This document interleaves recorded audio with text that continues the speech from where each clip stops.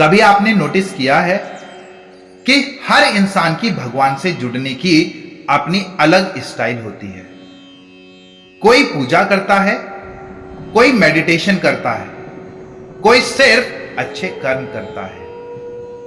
तो क्या भगवान सबको अलग अलग तरीके से अपनाते हैं? अध्याय 4 के श्लोक 11 से 15 इसी सवाल का जवाब देते हैं और बताते हैं कि भगवान इंसान के साथ एग्जैक्टली वैसे ही जुड़ते हैं जैसे इंसान खुद उनसे जुड़ना चाहता है।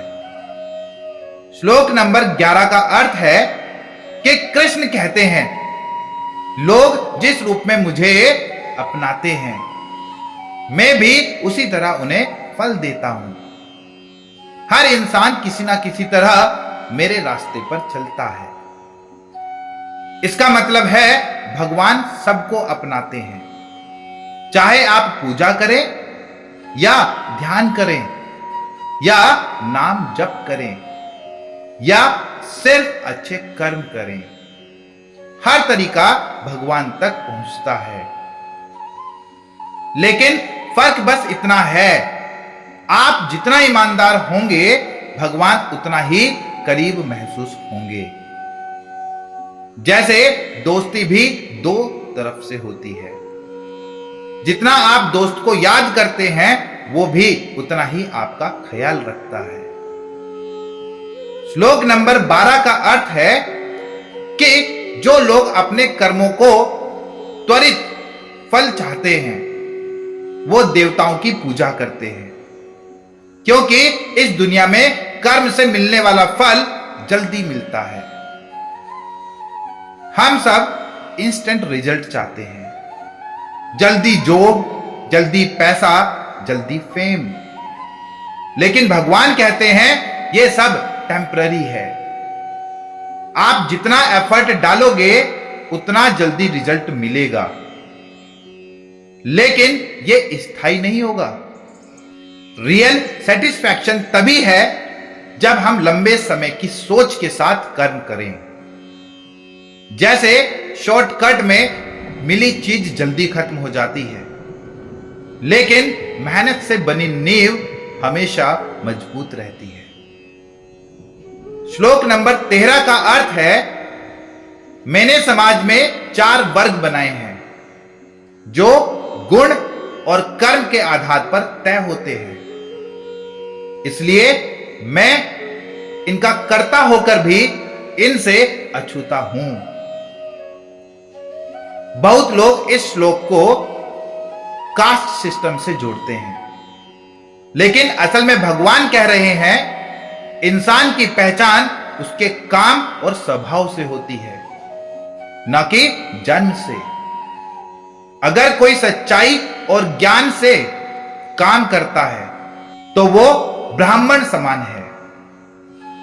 अगर कोई बहादुरी और रक्षा करता है तो वो अक्षत्रिय समान है, यानी पोजीशन आपके कर्म तय करते हैं। आज भी यही सच है, आपकी वैल्यू आपके कर्म से है, ना कि आपकी फैमिली बैकग्राउंड से। श्लोक नंबर 14 का अर्थ है कि मेरे कर्म मुझे बांधते नहीं, क्योंकि मुझे उनके फल की इच्छा नहीं है।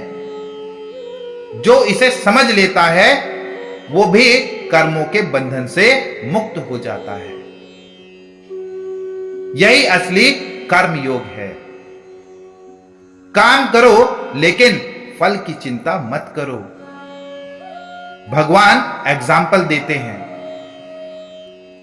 वो धरती पर कर्म करते हैं लेकिन उनको कुछ चाहिए नहीं होता।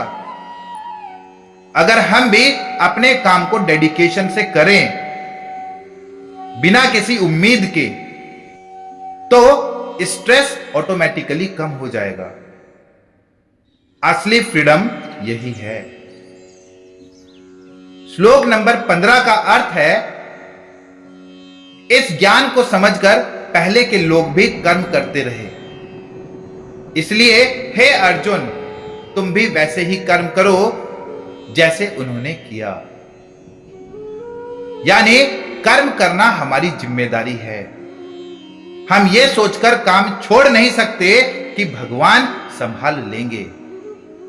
भगवान खुद कहते हैं, जो लोग पहले मुक्त हुए उन्होंने भी कर्म किया था, तो हमें भी बिना भागे अपने कर्म करते रहना है। चाहे पढ़ाई हो, नौकरी हो, परिवार की जिम्मेदारी हो, यही हमारा धर्म है। तो इन 5 श्लोकों से हमें 3 बड़ी बातें समझ आती हैं। भगवान हर भक्त को उसके तरीके से स्वीकार करते हैं। शॉर्टकट रिजल्ट टेम्पररी होते हैं। असली सफलता मेहनत और कर्म से मिलती है। कर्म करना ही धर्म है और फल की चिंता छोड़ देना ही आजादी है। अपने हर काम में सिंसियरिटी लाओ, रिजल्ट भगवान पर छोड़ दो। यही एटीट्यूड आपकी लाइफ को स्ट्रेस फ्री और सक्सेसफुल बनाएगा।